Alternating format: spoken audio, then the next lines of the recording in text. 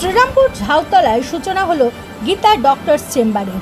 এদিন যার উদ্বোধন করেন বিশিষ্ট চিকিৎসক তথা আইএমএ শ্রীরামপুর শাখার সভাপতি ডাক্তার প্রদীপ কুমার দাস। উপস্থিত ছিলেন হারাধন রক্ষিত সহ অন্যান্যরা। গীতা ডক্টরস চেম্বারের কর্ণধার তপন দত্ত বলেন, আমার প্রয়াত মা গীতা দত্তের স্মরণে আমরা পরিবারের সকলে মিলে এই ডক্টরস চেম্বারটি চালু করলাম, যেখানে সপ্তাহের প্রতিদিন বিশেষজ্ঞ চিকিৎসকগণ বসবেন এবং সাধারণ মানুষ এখানে এসে চিকিৎসা করাতে পারবেন। ডাক্তার প্রদীপ কুমার দাস সেদিন বলেন, একটা জিনিস, আমাদের সমাজে দুটো প্রফেশন বা দুটো পেশাকে মানুষ খুব শ্রদ্ধার চোখে দেখে।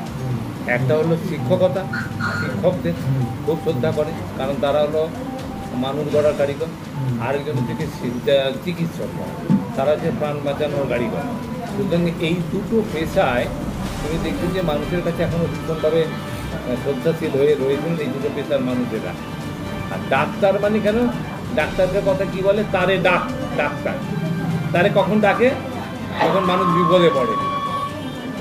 যখন মানুষ বিপদে পড়লে মানুষ কাকে ডাকে, ভগবানকে ডাকে আর ডাক্তারকে ডাকে। অর্থাৎ ডাক্তারের প্রফেশন বা পেশাটা এমনই একটা যে মানুষের কাছে যে তারা তাদেরকে ভগবান বলে মনে করে।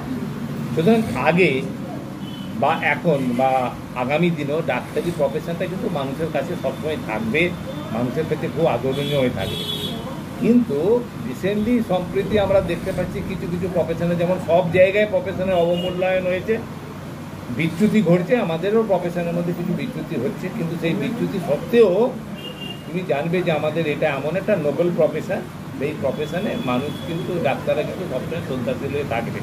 তবে সেই সঙ্গে সঙ্গে বলবো, যারা ইয়াং নব্য ডাক্তার আসবে, যারা এই গীতা ডক্টরস চেম্বারে এসে বসবেন, অলরেডি 4-5 জন ডাক্তারবাবুরা তারা দেখা যাচ্ছে তারা বসবেন বিভিন্ন দিনে, এবং তারা তাদের নিজস্ব স্বকীয় ক্ষেত্রে তারা বেশ প্রতিষ্ঠিত। আশা করব তারা মানুষের কাছে মানবিক হবেন, তারা মানুষের কাছে দাঁড়াবেন, চিকিৎসার পাশাপাশি তারা একটু সমাজসেবার দিকে মন দেবেন। এবং সবসময় মনে রাখতে হবে 3D, অর্থাৎ ডিসিপ্লিন, ডিটারমিনেশান এবং ডেডিকেশান। অর্থাৎ ডিসিপ্লিন তার নিজের যে প্রফেশন তার প্রতি সে নিয়মনিষ্ঠ থাকবে। ডিটারমিনেশান, একটা ডাক্তারকে ডিটারমিন থাকতে হবে যে আমি মানুষের শেষ পর্যন্ত লড়ে যাব। আর সেই সঙ্গে সঙ্গে ডিভোশন বা ডেডিকেশান, অর্থাৎ সেই প্রফেশনের প্রতি তাকে আত্মত্যাগ করতে হবে, ভালোভাবে তাকে জ্ঞানস্থ দিতে হবে। তবে এই প্রসঙ্গে বলি যে মাঝামাঝি দেখা যাচ্ছে কিছু কিছু জায়গায়, বেশ কিছু জায়গায় কিছু বিচ্যুতির জন্য ডাক্তারদের উপর হেনস্থা করা হচ্ছে, যেটা আমি বলবো মোটেই বাঞ্ছনীয় নয়। কারণ ডাক্তারিটা এমন একটা বড় প্রফেশন, যে প্রফেশনে ভুল ত্রুটি থাকতে পারে, কিন্তু মানুষকে বিচার করতে হবে সেই ডাক্তারবাবু সেই রোগীর জন্য কতটা তিনি দিয়েছেন। যদি দেখেন তিনি সব রকম ধ্যান দিয়েছেন, কারণ মানুষ তো মরণশীল, একদিন মারা যাবেনি, সেখানে কিন্তু তার ওই ত্রুটিটাকে কিন্তু বিচারকদের মধ্যে আনলে চলবে না। কারণ এটা এমন একটা নোবেল প্রফেশন যেখানে মানুষকে শ্রদ্ধার চোখে তাদেরকে দেখে। এবং আগামী দিনে আমিও বলবো নব্য ডাক্তারবাবুদের তারা কিন্তু একটুখানি মানবিক হবে। কারণ আমরা দেখেছি যে আজকাল অনেক সময়ই বলা হয় ডাক্তারবাবুদের পেছনে যে ডাক্তারবাবুরা অনাবশ্যক হচ্ছে গিয়ে এক্সামিনেশানগুলো লিখে দিচ্ছেন, তারা ঠিকমতো রোগীকে দেখছেন না, সময় দিচ্ছেন না।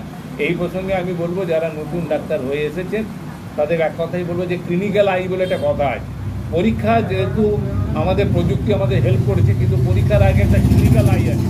এই ক্লিনিক্যাল আই আমরা দেখেছি আমাদের যে সমস্ত প্রাক্তন স্যারেরা, বিশেষ করে জ্যোৎস্নারঞ্জন চ্যাটার্জি, অশোক চৌধুরী, অবনী রায় চৌধুরী, শীতল ঘোষের মতো ডাক্তারগুলো, তারা কিন্তু ক্লিনিক্যাল আইয়ের উপর ডিপেন্ড করতেন।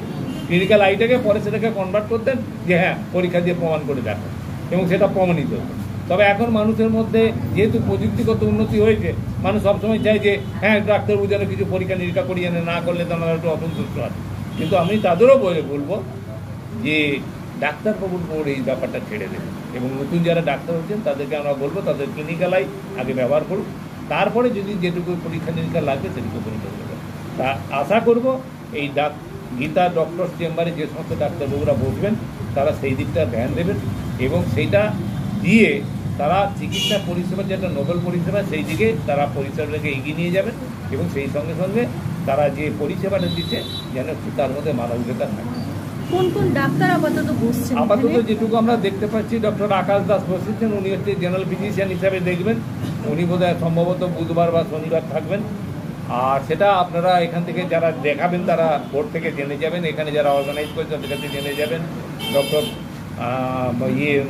ইসেতা দাস উনি পেডিয়াট্রিশিয়ান, উনি হয়তো সময় একদিন করে দেবেন, বাচ্চাদের দেখবেন, বাচ্চাদের দেখাটা খুবই জরুরি দরকার। পুষ্পক দাস আছেন, উনি হচ্ছে কি বিশেষজ্ঞ চিকিৎসক, উনিও ওনার সময় মতো করে এখানে সময় দেবেন। এছাড়া আরও সুবায়ন দাস আছে, তারাও দেখবেন। সুতরাং আমি বলবো যারা বসছে বা আগামী দিনে আরও তো অনেক ডাক্তারবাবুরা আসবেন, তারা বসবেন। তাদেরকে একটাই আমার আইএমএস শ্রীরামপুর শাখার সভাপতি হিসাবে আমার কাছে একটাই বক্তব্য, তারা চিকিৎসার পাশাপাশি একটু সমাজসেবার দিকে ধ্যান দেবেন, একটু মানবিক হবে।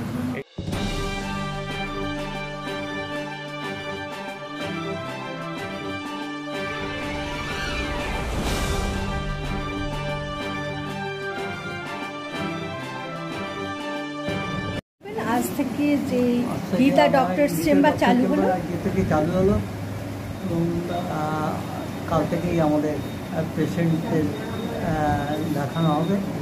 সেখানে পেশেন্ট আজ থেকেই চালু হচ্ছে।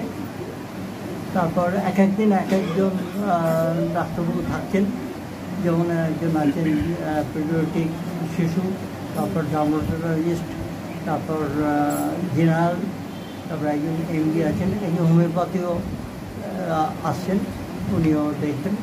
এইভাবে আমাদের চালু করা হয়। আপনি ডাক্তার হিসেবে এখানে বসছেন, কি বলবেন? নমস্কার, আমি ডক্টর আকাশ দাস। এই আজকে গীতা ডক্টর চেম্বার চালু হলো, সেখানে আমি জেনারেল ফিজিশিয়ান আসবো। খুবই ভালো লাগছে এরকম একটা উদ্যোগের জন্য। মানুষের ডাক্তারি পেশায় আসার কারণই হচ্ছে মানুষের সেবা করার জন্য। তো সুতরাং মানুষের সেবা করতে চাই, সেই জন্যই ডাক্তার যেই চেম্বার যেটা চালু হয়েছে, তাতে যেটা এসে মানুষের পাশে দাঁড়িয়ে সেবা করে তাদেরকে। আপনি কোন কোন বার বসছেন? আমি আপাতত বুধবার আর শনিবার বসার মধ্যে